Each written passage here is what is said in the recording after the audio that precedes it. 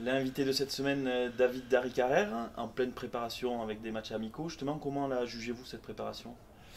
Plutôt bonne, plutôt studieuse, mais après on jugera à balles réelles, mais bon, pour l'instant ça se passe assez bien, on n'a pas de blessés majeurs, l'effectif est jeune, donc enthousiaste, et on espère que ça apportera ses fruits.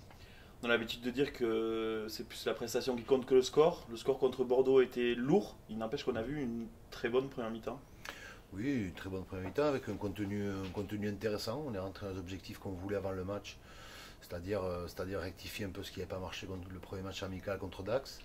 On est plutôt bien rentré dans le match, surtout défensivement, pas trop mal placé. Après, on a mis en place quelques petites choses et ça commence à prendre forme doucement. Oui.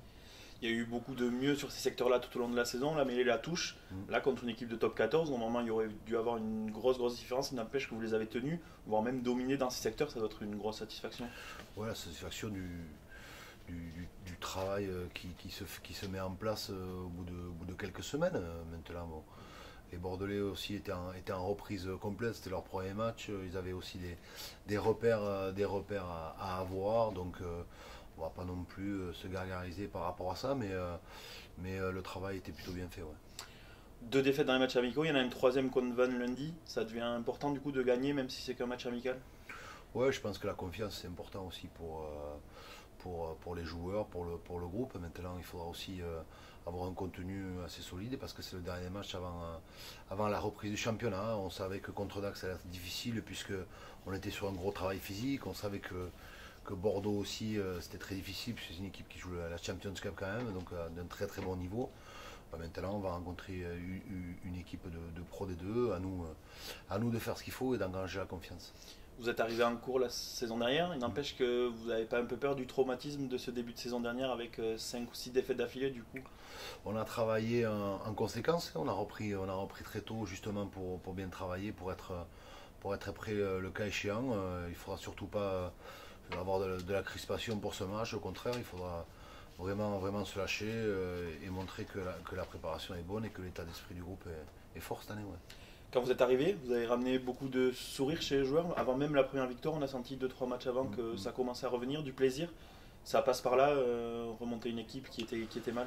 C'est important, oui. C'est important que les garçons trouvent du sens à ce qu'ils font tous les jours. Ils se voient encore plus que leur famille, donc c'est important de savoir bien vivre ensemble et surtout de prendre du plaisir quand on est sur le terrain ou quand on est dans la structure d'entraînement. Et le fait d'avoir donné une petite bouffée d'oxygène, ça a transformé aussi certains joueurs. Ouais. Lors du dernier match à domicile, il y avait une belle fête aussi avec tous les joueurs juste à côté du stade là.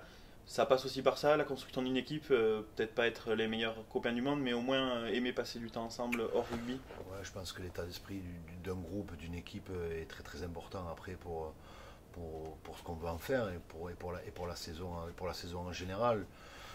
Mieux ils se connaîtront, mieux ils partageront des choses et mieux après sur le terrain ils seront solidaires et compétitifs. Vous passez pas loin de quelque chose de très bien la saison dernière, plusieurs fois d'ailleurs dans la saison, vous passez pas loin. 15 nouveaux arrivés pour cette saison, est-ce que vous n'avez pas peur que ça soit encore une année de transition? Non, non, non, je pense pas. On est aussi dans la construction. Il y a beaucoup de jeunes joueurs qui ont beaucoup joué l'an dernier. On s'est appuyé sur eux.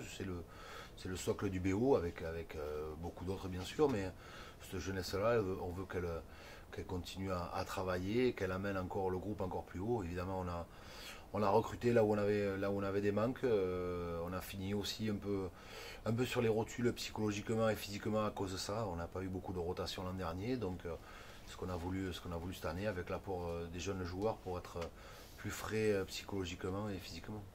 Il y a aussi quelques paris avec des moins jeunes, on va citer David Roumieux par exemple.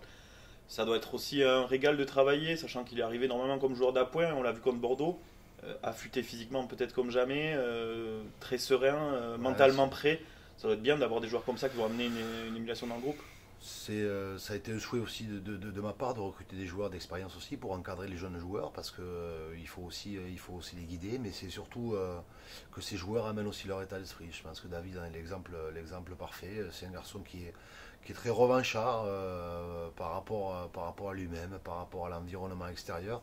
C'est quelqu'un qui veut prouver encore et qui va amener les jeunes, qui va pousser les jeunes à atteindre leur meilleur niveau. Je pense que au niveau de l'état d'esprit, c'est un garçon qui nous fera énormément de bien.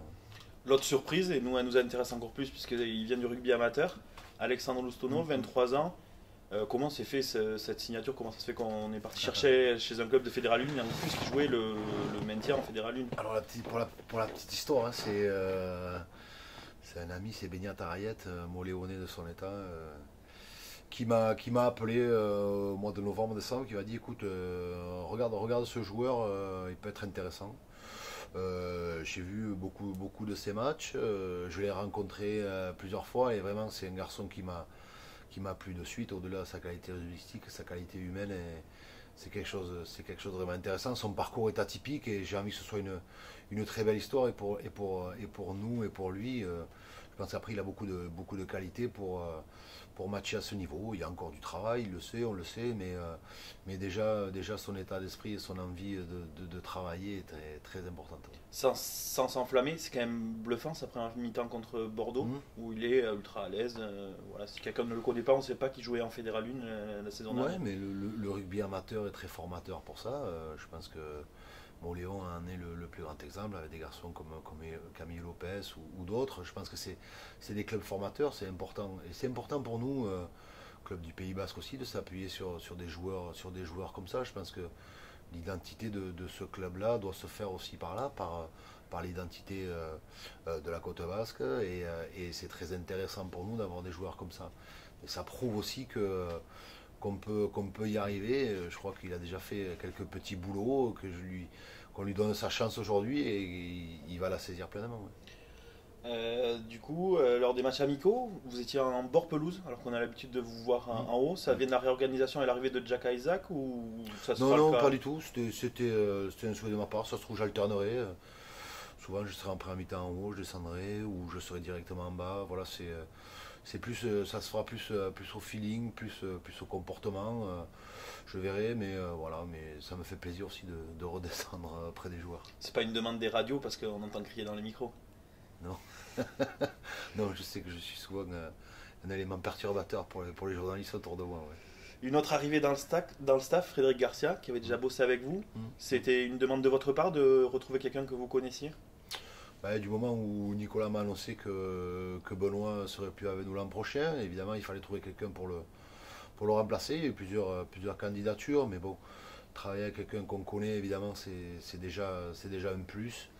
Et moi, c'est un ami, donc on a gardé beaucoup de contacts. Il était intéressé aussi par le projet.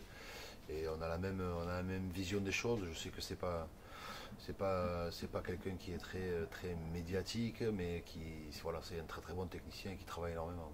Avec les nouveaux règlements qui vont rentrer en vigueur, pas cette saison, mais la saison prochaine, est-ce que c'est pas l'année ou jamais si le BO veut remonter en top 14?